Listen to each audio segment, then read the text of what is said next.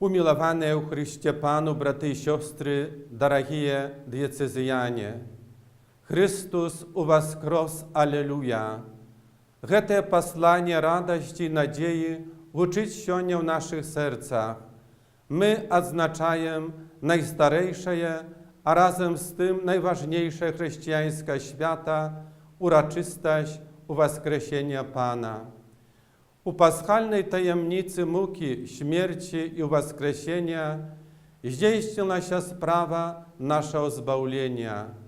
Jezus Chrystus назаўсёды перамог усе сілы зла, граху і śmierci, а серцы сваіх вызнаўцаў напоўніў надзеяй цалкам нового жыцця ў вечнасці. Паўстаўшы з мёртвых, Syn Boży spełniaje własne obiecanie. I woś ja z wami we wsie dni, aż do skończenia wieku.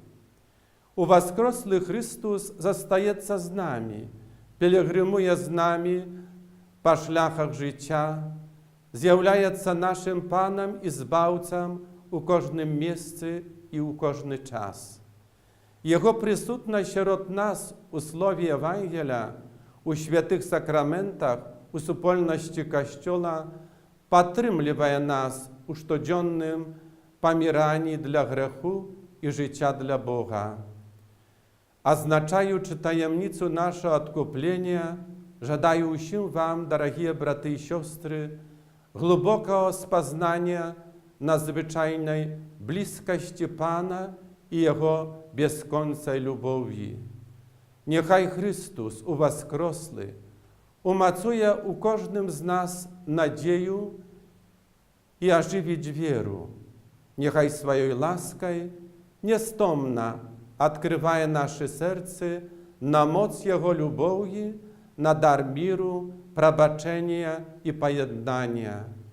Niechaj głęboka osobista zustrecza z Odkupicielem przyniesie jak maga больше пригожує плони у житті особистим, сімейним і громадським. Єднаючися духовно у переживанні великодної радості, жадаю вам усім, дорогі диецезяне, Божого благословення, доброго здоров'я і щодрості усіляких ласкав від Уваскрослого Збавcy. Wiesiołych świateł.